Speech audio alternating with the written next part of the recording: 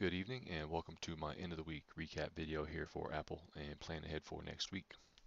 From my previous video, I was looking for a move above this area as it would look like it was going to trap some bears and they'd have to start covering. So I did take this breakout play here at 225. Onto the notes where I got in. Just on this break, I got a little bit of slippage here at 450. Took some off up here at 550 once it ran into this prior area of supply. Wanted to be as patient as possible, probably held a little bit too long.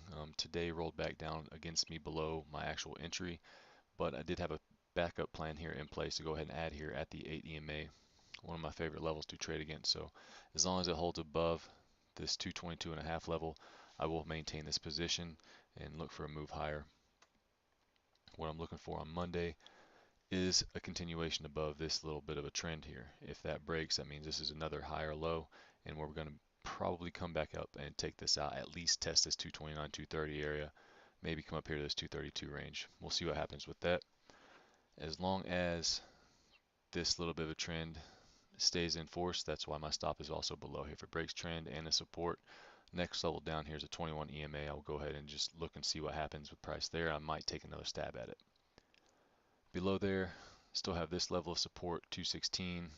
We have the 50 SMA way down here. I'll be looking at 210 calls about a month out in the future.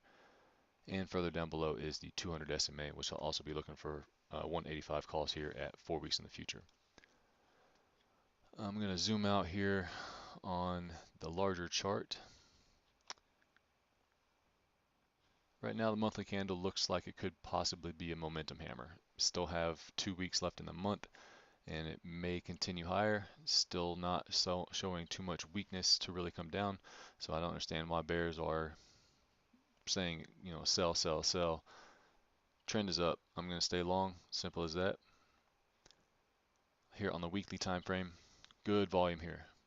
Good volume. Following along with a lot of the previous price action.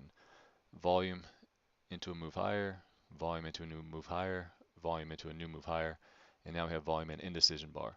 All this tells me is that we're now potentially just in a range. Basically from this 216.5 to up here around 228, 230. All that volume just shows indecision.